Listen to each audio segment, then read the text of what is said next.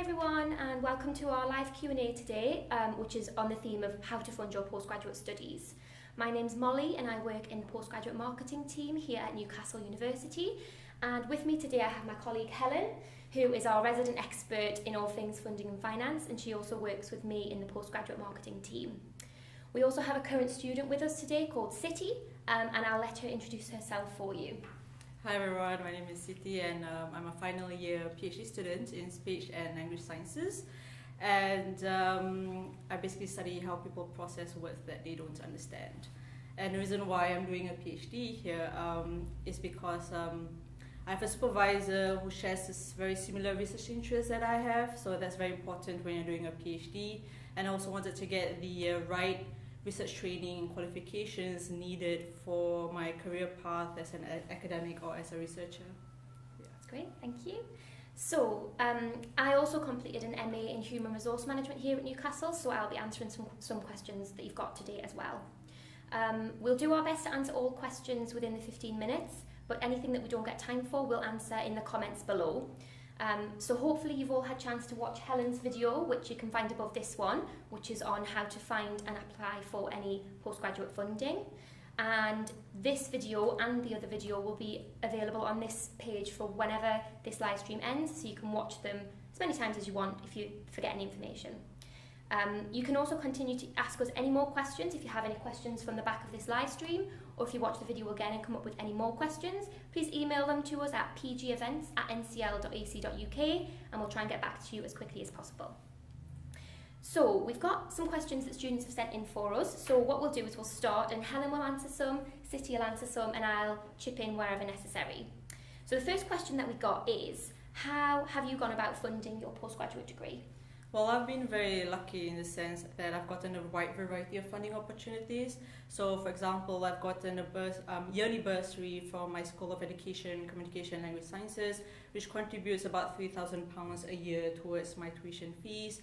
I also have a research studentship from my research group in the university, so that contributes about £5,000 towards my tuition fees in every year. So other than those bursaries and scholarships from the university, I also have bursaries and scholarships from local organizations and foundations back home in Singapore, which basically covers my living expenses. So I've been very lucky not to pay for anything for my doctoral studies. Great, thank you. And when I did my postgraduate degree, I worked for a year previously, so I had a lot of personal savings which I used to pay a lot of my tuition fees. But I was also lucky enough to receive a Business Excellence Scholarship, and as Helen will explain, this is one of our scholarships that you are pre-selected for, so you don't actually apply, and they're based on previous academic success and your transcripts and things from your previous degree. So that was a £2,000 reduction from my tuition fees, so that was a big help in terms of being able to fund myself, and it meant that I didn't have to work as much as I did or thought I would have to during my degree.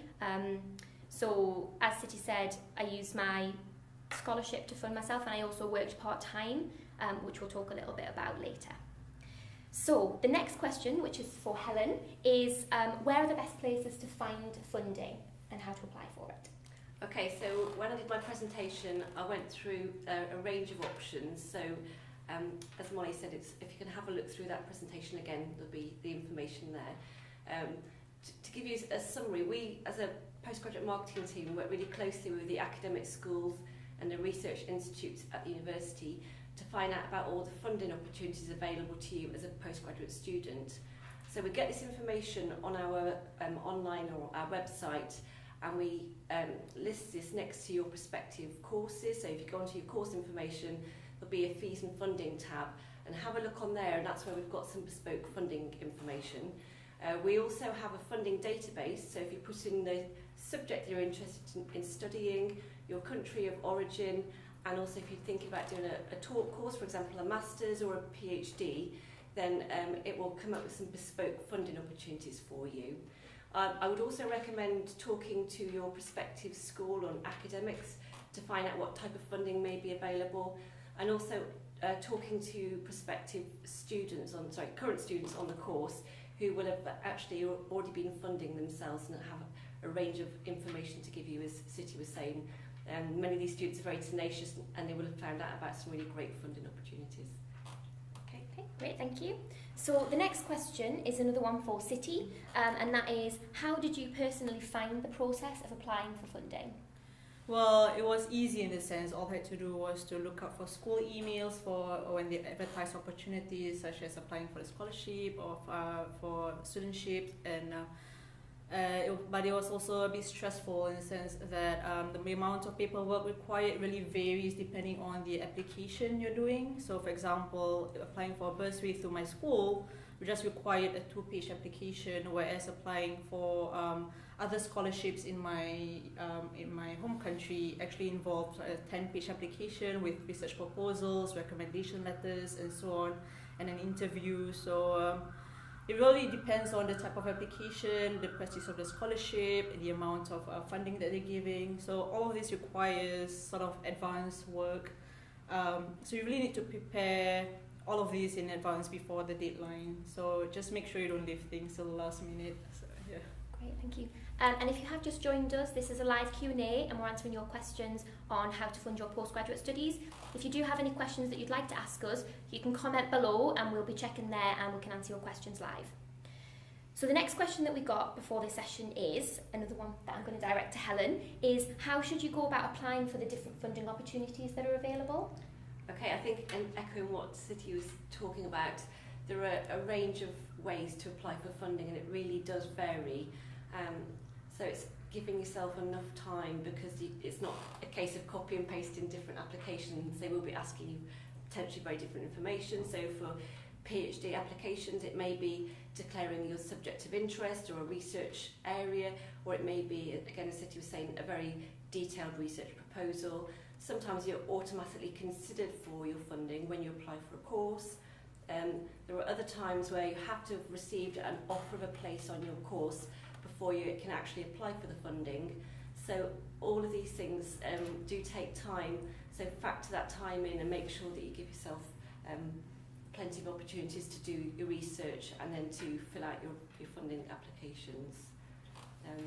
So yes, again in my presentation we talk about those different types of application methods. Lovely, Okay. thanks Helen.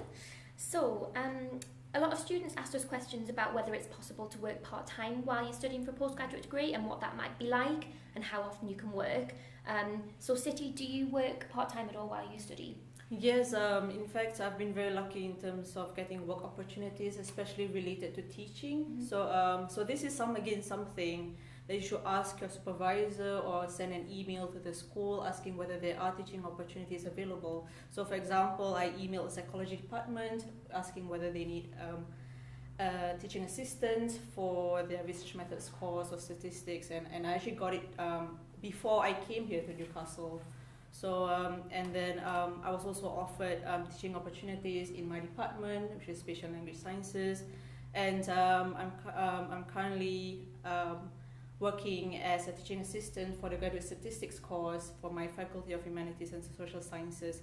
And other than those teaching opportunities, which is of course not a sort of just part-time, I also add on to my income by being a student ambassador and a postgraduate student ambassador, which is fantastic because you're getting paid while sharing your experiences with other people. So yeah. Great, thank you. And I actually did work part-time as well when I did my Masters.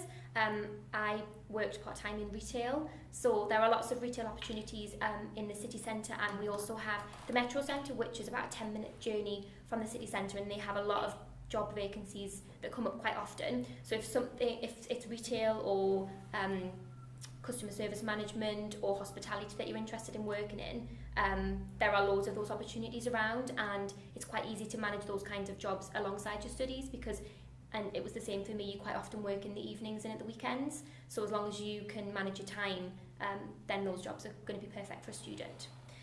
So City, how did you find, or how are you finding managing working alongside your studies? Well, it's just a question of, again, as you said, managing your time, making sure that your things on the PhD side are getting done, because every year you have a progress review, so just making sure everything gets done in time for the progress review and meeting all your deadlines and everything, in tandem with the work that you need to do just to get your income. So again, it's just a question of time management. Mm-hmm. Yeah. Great, thank you. So what people have asked us for are our top tips in terms of applying for funding and funding yourself during your studies. So I think if we'll all give you our 2 top tips, and we'll start with Helen. I think being tenacious, keep on checking all the time, because funding opportunities will come every week, they'll change. So being tenacious and giving yourself enough time to make the applications and to do your detective work. Okay. Thank you. Mine would be to plan well in advance and know that postgraduate study is the right thing for you. It's a great financial investment and you need to make sure that you're spending your money wisely. So for me, I knew from about a year before my course started that this was what I wanted to do, so I could work hard and save that money knowing that this was going to happen. And then the scholarship that I received was actually kind of a happy extra that helped me to just use that extra bit of money while I was studying rather than to pay my tuition fee. So definitely be prepared, know that it's the right thing, and then just work hard to make it work for you. Right, so I guess other than your tips, I would say that if you don't see anything that appears on a website as being advertised, you should always ask someone, always email, because you never know what might come up or what someone might recommend you for in terms of either scholarships or job opportunities and so on. So if I hadn't asked, if I hadn't sent an email to the psychology school, I wouldn't have gotten a demonstrator job in my first year. So yeah. That's great, thank you. So that's actually all we've got time for today. Like I said before, if you do have any more questions once you've watched this video, please send them to us at pgevents@ncl.ac.uk and we'll try and get back to you within the next 24 hours. So we hope you found this useful and answered the questions that you had. We actually have another Q&A taking place on the 15th of March, which is all around the topic of applying and making a winning application. So we'll have a presentation on writing a personal statement and then the actual application process and how to use the online portal, and then the Q&A will have both of those experts with us to answer any further questions you've got. So if you are thinking about applying for Newcastle soon, then that will definitely be worth a watch. And in the meantime, you can take a look around the PG Café website, and we've got student blogs and student profiles and all information about our future events both on campus and virtual. So hopefully you'll find all of that information useful. So thank you for joining us, and thank you to City and Helen for their time today.